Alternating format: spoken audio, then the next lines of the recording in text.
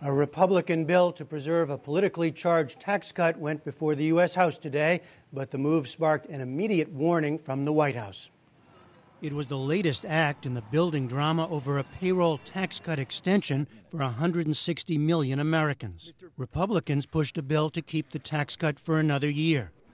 It would also extend long-term jobless benefits again, while gradually winding down the maximum time period from 99 to 59 weeks.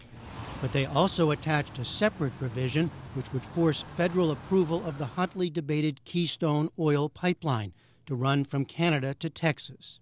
House Majority Leader Eric Cantor argued that's about creating jobs. Because if the president said he wants to make sure that we create jobs and he wants to be there for the middle class, that's what this bill does. Tens of thousands of jobs, if not more.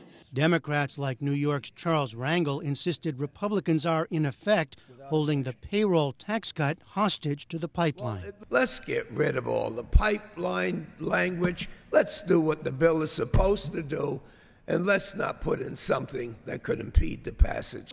President Obama had delayed a decision on the Keystone pipeline until 2013. Today, a White House statement said he would veto the Republican bill if it gets to his desk. That seemed unlikely, though, since Senate Democrats served notice they'd block the House Republican measure first. In addition to the pipeline provision, Democrats opposed financing the bill by raising Medicare premiums for wealthier seniors and extending a pay freeze for federal workers for another year.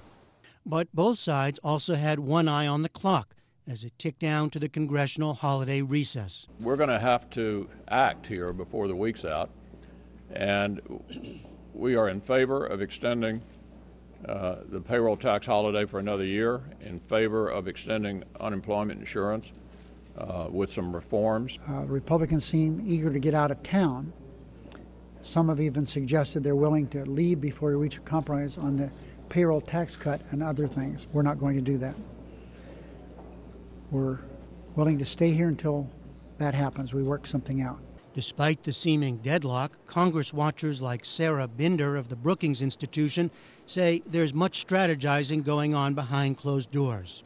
Nobody wants to be raising taxes in whatever form. They don't want to do that on Christmas, right? They can't, Republicans and Democrats can't have those headlines.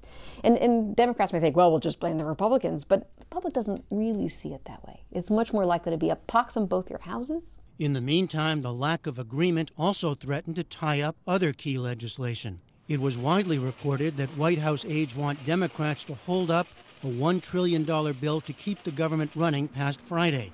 That is, until and unless a deal is reached on the tax cut extension and unemployment benefits.